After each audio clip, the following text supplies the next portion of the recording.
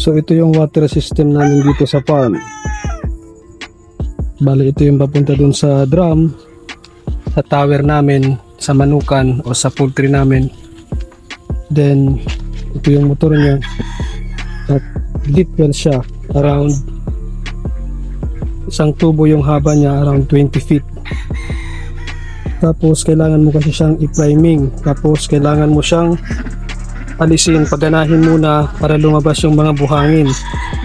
So kailangan mo na itong isara para hindi siya mapunta doon sa tower ng tubig o sa drum papunta sa inuman ng manok, at dito muna papalabasin. Bali ito yung papunta sa out niya. Bali dyan muna lalabas yung mga buhangin niya. Kapag malinaw na, so bubuksan mo ngayon yung dito na papunta doon sa pinaka main o papunta doon sa mismong drum na inuman, then isasara mo to. So ganun yung sistema namin dito. Kapag papaalisin mo yung mga buhangin, sasara mo tong pupunta sa drum, bubuksan mo tong out niya. Pag malinaw na, saka namin bubuksan tong isa. So galing yan dito sa deep well.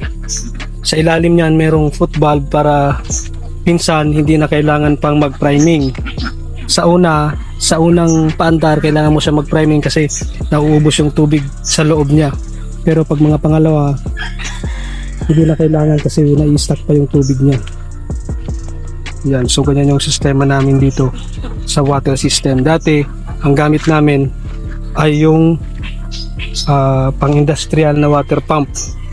Ngayon, maraming mga nagiging problema. Ito yung dating gamit namin sa water system namin. So pang-industrial na pump to, ginagamit talaga sa mga malaking farm, pang-irrigation. Kaya lang maraming mga nagiging problema minsan, may mga maintenance din. So itong pump na to, minsan kailangan mo siyang palitan ng mga mechanical seal, tapos nagkanda sira-sira na. Ilang years na din ang servisyo nito sa amin. Then minsan, ang makina naman ang nasisira.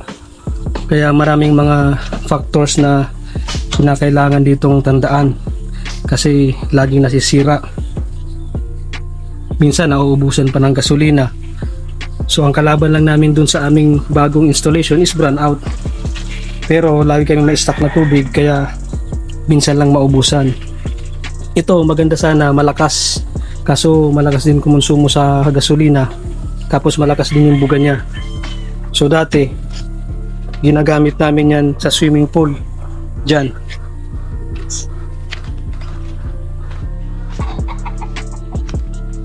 So dito namin sa dati ginagamit sa swimming pool. Kaya lang sa ngayon madumi na at may mga isda sa loob. Hindi na nalilinisan.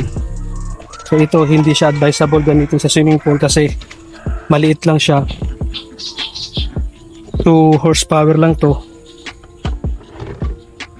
Yan, kami lang din nag-install nito.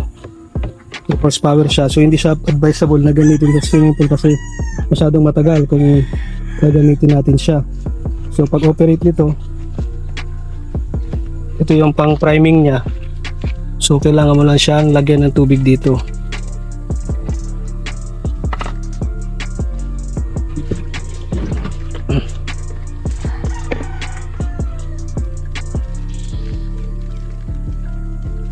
Gagawin mo to kapag sa unang gamit mo siya.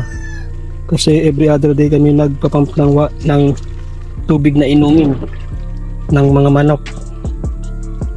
So every other day kailangan mo siyang fill-upan. 2 drum yung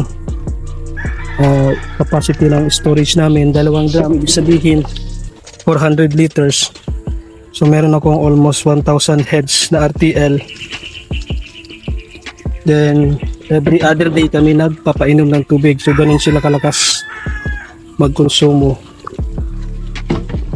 Pero hindi pa yan, lalakas pa yan kasi yung iba mga bata pang RTL, hindi pa sagad yung production nila ng itlog.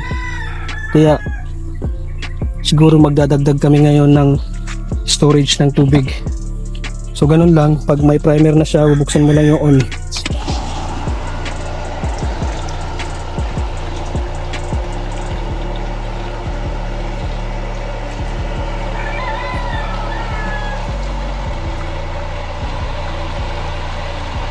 wala masyadong maintenance.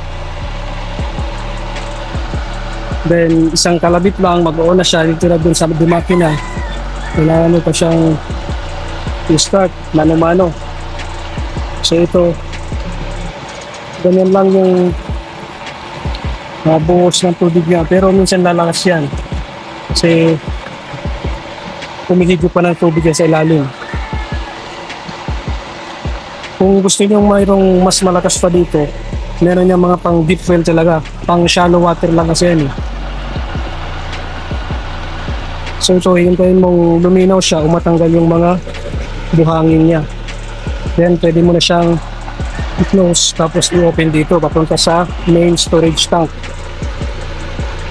Diba niya, kung makita nyo may mga kalawang pa, kasi minsan sa loob ng pump na yan may mga kalawang, dilaw-dilaw pa yung lumalabas dito sa tubig. So siguro mga 5 minutes siguro or 3 minutes.